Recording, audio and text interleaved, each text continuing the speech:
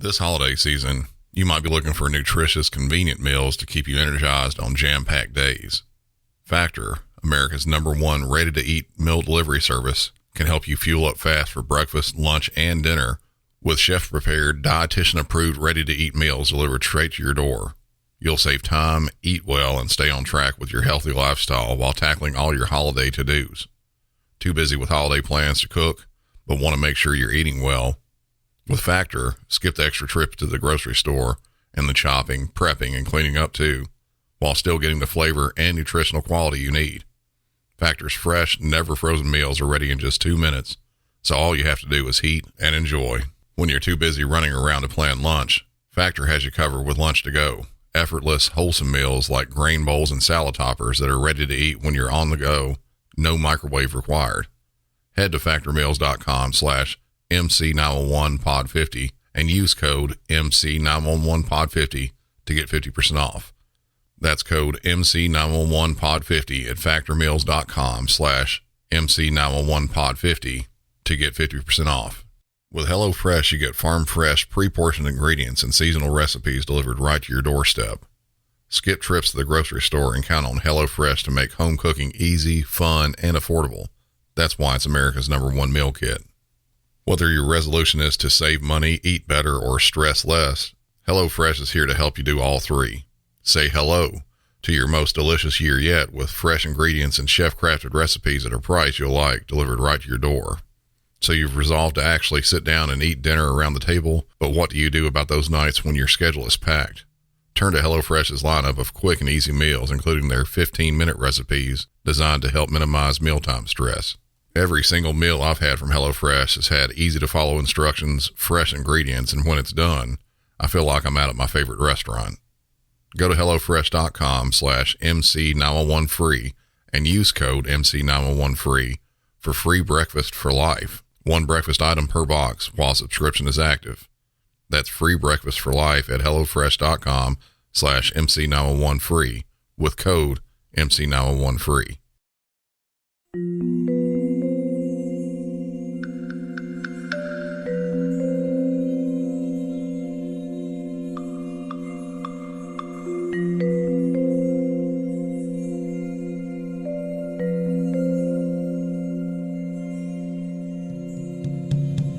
This episode, I'm going to have a pretty wide range of calls.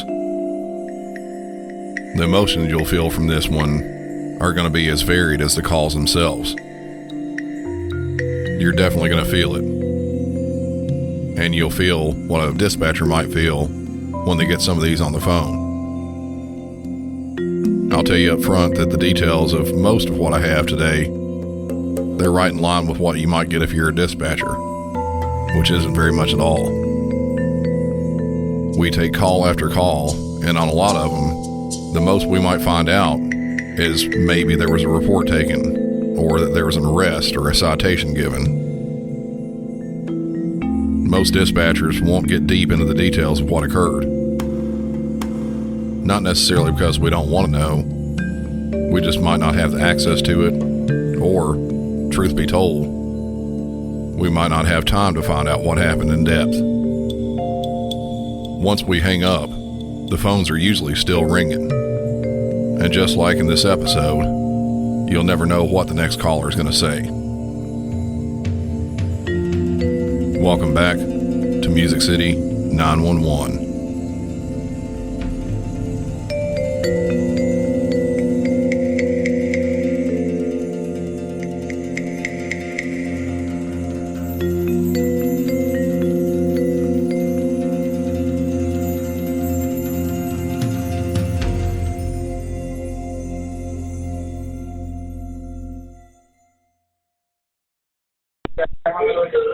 Phoenix 911, where is your emergency? Hello, I'm calling because someone left the baby like in the toilet seat, I guess, and I don't know. I can't go to the women's restroom, but it's out of. What's the address? Do you know that?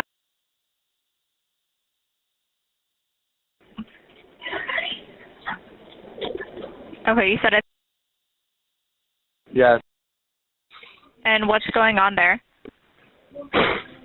Well, customers were just telling us that they heard a baby crying, and then I told one of our staff members to go into the restroom, and I guess the baby's just there. The baby's alone? The baby's alone, like nobody's with the baby? Yeah, like nobody's in there. The baby's just. Okay, there's no parent around at all? Huh? There's no parent at all? No, it's just the feet in the toilet. It doesn't move. Like someone tried to put it inside the toilet. ¿Cómo se ve el bebé? Unos tantos. Like it's not even ready to be at the. Okay, so sir, is the baby in the toilet? Sir, can you hear me? Oh yeah, it's not it wasn't even ready to be born. It's just there. Like everything's on the toilet. Like the guts, everything. Okay, is the baby still alive? No, it's dead. It's already dead. Okay. Inside the toilet. Yeah, it looks dead. It doesn't move. Yeah, how did you guys hear him crying? Well, the customers told us. Customers were telling us that baby was crying. Okay, how long ago did the customer say that? Like 3-4 minutes ago. Okay, I'm going to get the fire department on the line with us. 1 minute. Sounds good.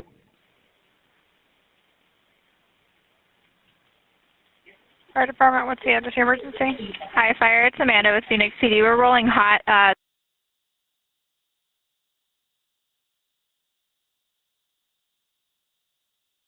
They just found a baby inside the toilet. It appears to not be breathing. I have caller on the line. Okay, can I get the address one more time? Ma'am? Anybody? Caller? Sir, are you there? Sir? Yeah. All right, can I get the address one more time? Yeah. Okay, are you with the child?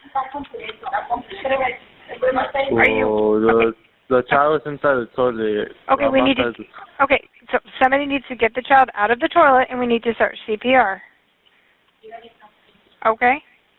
Do we know what happened? No, we don't know what happened. Alguien tiene que sacar el bebé. Okay, so get something clean that you can lay the baby on her back. We've got help coming. Does it look like somebody gave birth? Yeah. Oh, yeah, kinda. Yeah. Okay. Can somebody get the child out and lay it on the ground and put something underneath it so it's clean, and then we can start CPR? Well, who's gonna take out the baby? That's what I'm saying. No one wants to take it out. Okay, somebody needs to do something to help the child. So get some gloves on, get something, and then grab the child out and put it on something clean. PD, how close are you guys? All right, can somebody do that? Let me look. Okay. Sir, we need somebody to pull... Sí, alguien puede sacar el bebé y ponerlo en el piso. No one's willing to do CPR to help the baby? The baby is dead. We're probably about 5 minutes out, fire. Okay. All right. We don't know what's happening until we try to do something. So, can we try to pull the baby out and then do CPR? The baby, it was in water when it came out, so let's just try to do CPR. Can somebody pull out the baby and put it on the ground?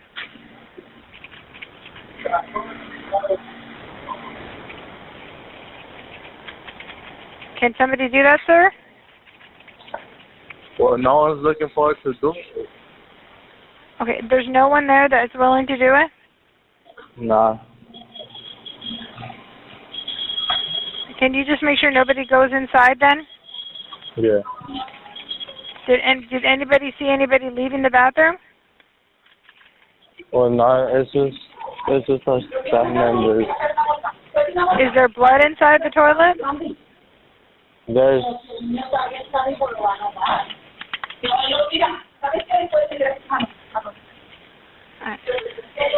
sir, can you make sure no one, if there's anybody else that's working there, anybody that's willing to do something to help the child? There's no one willing to. Okay. All right, so did anybody see anybody leaving the bathroom? No, the bathroom is empty right now. We took everyone out. There was no one inside when we were here. Oh, and no one noticed anybody leaving? Or the last no person who were in there? Yeah, no one noticed. Okay. All right, so just make sure that that no one can make entry into that bathroom. I'm assuming it's the women's restroom? Yeah. Okay. All right, we've got the fire department's about a minute out. When did someone find the child? How long ago? Like 6 minutes. Okay, and sir, do you guys have cameras there?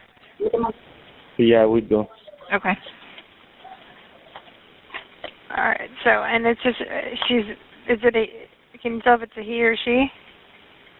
Oh no, I'm gonna try my best to get it out, but okay, so just use a towel or something. Use a towel or something and get it out on the floor.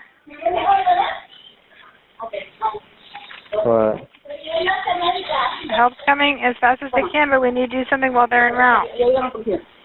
Fire, looks like we're. Oh yeah, we're taking the baby out right now. Okay.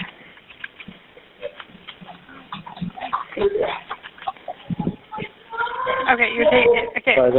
Is the fire department there or the police? Yeah, that's the police and the fire department. They're both here. They're both there. Okay. Alrighty, just clear everybody out so they have room to work. Thank you. All right. Okay.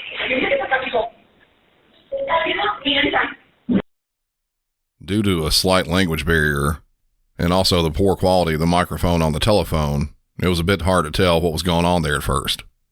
Even the dispatcher didn't hear what the caller said initially, saying they heard a baby crying and then they found it in a toilet.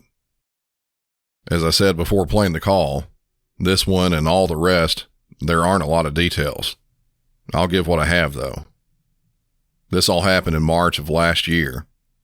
Security video from inside the McDonald's showed a woman, from the look of her either a female Hispanic or female white, with dark or brown hair and dyed blonde at the bottom, wearing a black or dark Calvin Klein shirt, black pants, and sandals, walking into the McDonald's there in Phoenix, and then into a bathroom. A few minutes later, she walks back out. Both when she walked inside and back out, she was very casual about it. Seriously, she looked like she was calm. Customers reported hearing a baby crying in the bathroom. When workers went to investigate, they found a very small baby in the toilet. From the sound of the call, it seemed like the afterbirth was also present. Paramedics and police got to the scene, and the baby was not alive. CPR was attempted, but it was too late. As the caller said, the baby was very small. Medical examiner, they believe the mother was only around 24 to 26 weeks along in her pregnancy when this happened. They were also unable to determine if the baby was alive at any point or stillborn, though the medical examiner did say that if it was alive, the cause of death would likely be drowning. This happened almost 10 months ago, and the woman in question still hasn't been located or even identified. I'll try to get pictures up on social media of this woman, and if you have any information about this, please contact Phoenix Police Department. 911, do you need police, fire, or medical? Medical immediately. Okay, Go to the car. Location. Right in front of Trotwood Park. Okay. There's two people down. Excuse me? What's going on? There was a lightning strike by the tree, and two people are down from, I assume, the lightning strike. Stay on the line. I'm going to get you over to medical. Okay.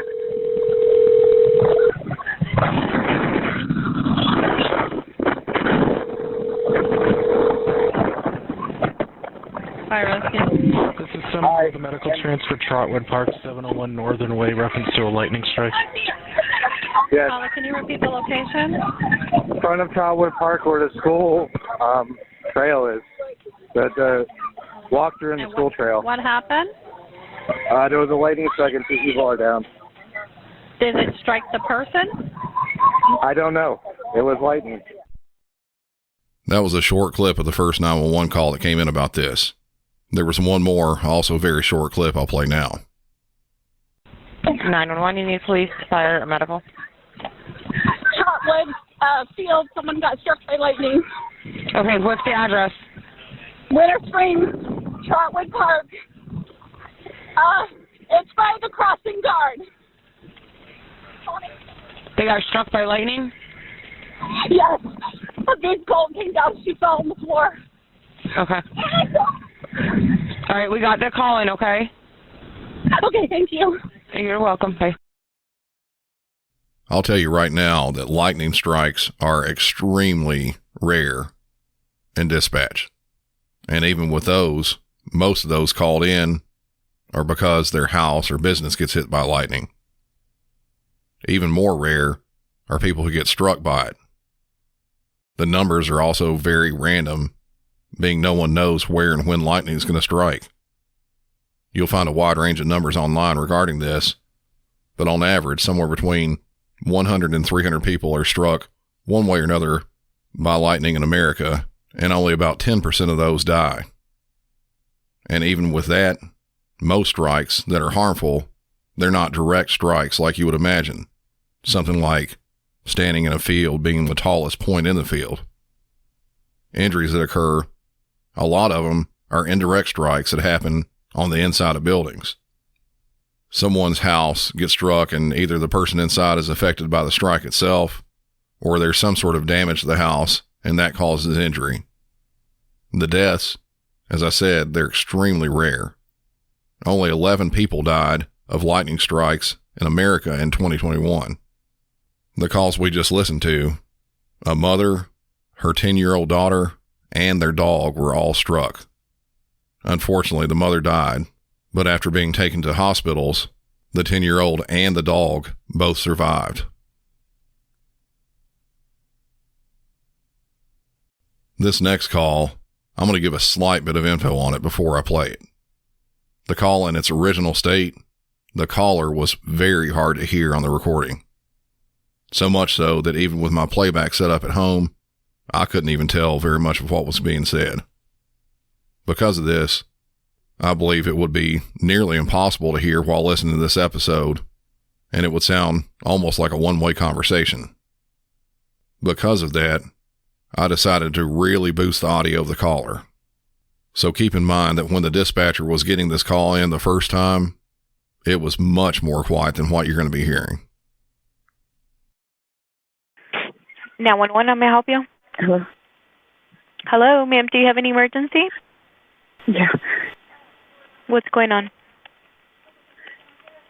On Harvest, Goshen. Okay, do you live in an apartment or is this a home? Right. Okay. What's going on? They shot my boyfriend. And they keep shooting outside. But I don't know if they're still here. I'm scared because they're still shooting outside. Please hurry, please.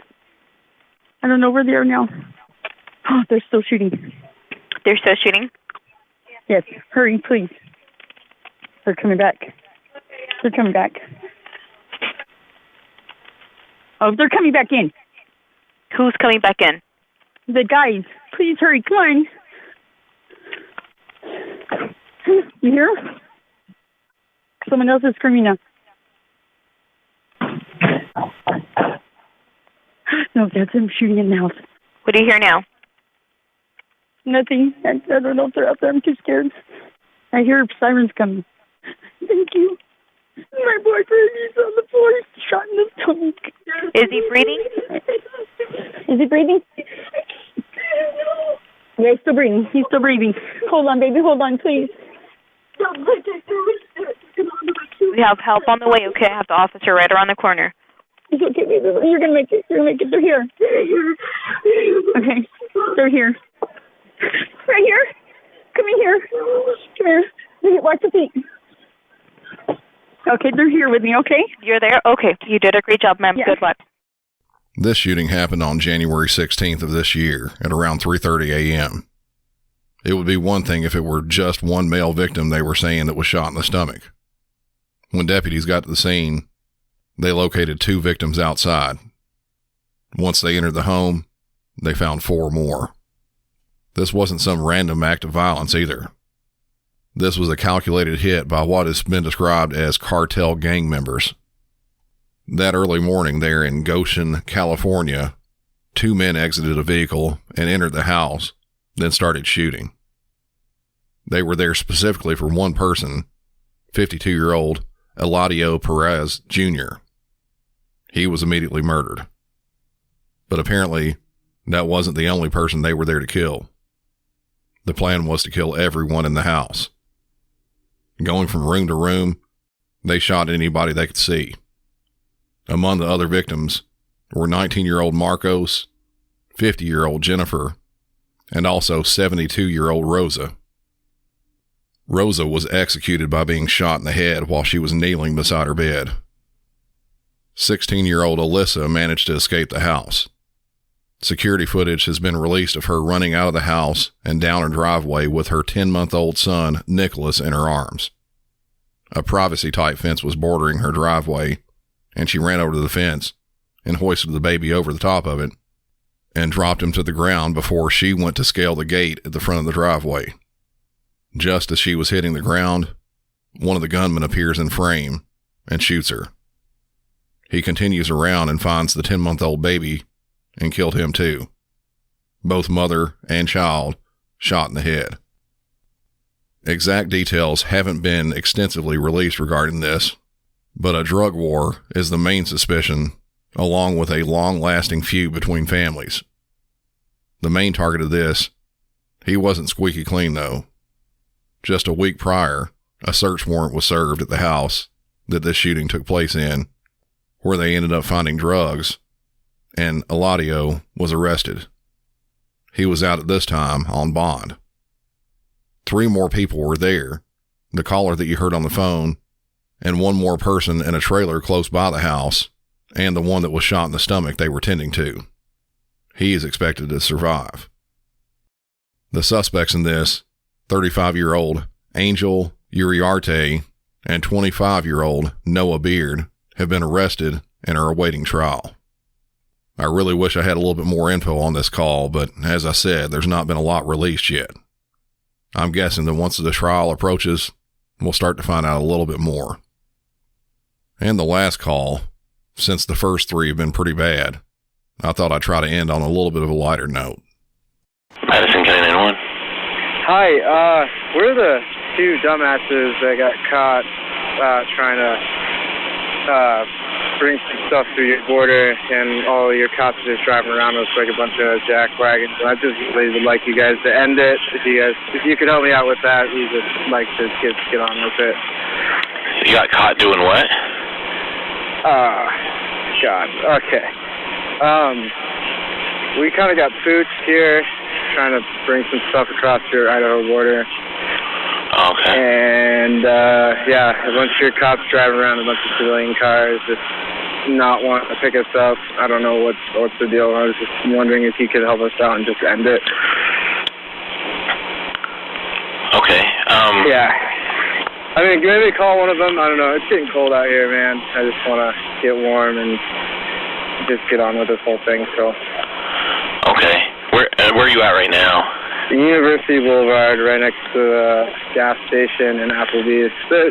All your buddies are around us, so if you can help us out, it'd be great. Okay. All right. And is it just you, or is there anybody else with you? It's me and my buddy that I brought with me, and then we have a dog that we're gonna bring back to its owner, but Oh, okay. Yeah, she's a really nice dog. She's not mean. She's a pit bull, so. Oh, okay, cool. Okay. She's really close to the car. She can use some food too, so. Okay. Yeah, and what was your name, man? It's Leland. Leland, okay. All right, hold on just one second, okay? Stay on the phone with me. All right, thank you. Hey, nice guy. You want me to jump in the air and put my heels twice, or what? Do you guys have any, like, guns or weapons or anything on you at all? We don't have any of that sort with us. Just a bunch of cool. snacks and stuff, so. All right. No, I just want to make sure that they're just curious. So. Yeah. We tried walking away from the car a couple of times, and that didn't work. We tried waving them down, it didn't work. So I don't know what's going on here. Okay. Yeah. All right. Okay, I do have one of my marked units. He's on his way over there, so he said he's on his way to meet you. So. All right. Thank you. These geniuses, or as they call themselves, dumbasses, were trying to transport 20 pounds of marijuana from Las Vegas to Bozeman, Montana. They decided to extensively sample their product, and because of such, believed that undercover police were following them, which apparently they weren't. Deciding to give up, that's when they stopped their car in Rexburg, Idaho, and decided to call the police there. Once they arrived, police found the two of them on the side of the road with a dog crate full of 20 pounds of weed. They were both arrested and charged with 1 felony count each of trafficking marijuana. One of the two was initially issued a 5-year prison sentence, but that was suspended and changed to 5 years of probation and 30 days in jail. The other, he didn't fare quite as well, but not because of just this. On his sentencing day, he was drug tested and found to have marijuana, cocaine, and oxycodone in his system. With his inability to not do drugs before sentencing, the judge levied a 1.5 to 8 year term in prison. To quote one of my favorite comedians, Ron White, "You can't fix stupid." That's going to be it for this episode. Keep running with the 5-star ratings and reviews. They're really getting good, and I'm enjoying reading them. Also, follow the show on all social media, and this week, I'll highlight specifically Instagram. I'd like to bump up those numbers just a bit, so if you're on Instagram, be sure to give me a follow so you can see pics from some of the calls I've highlighted on the show. Until next time, for Music City 911, I'm Brandon, and y'all have a good one.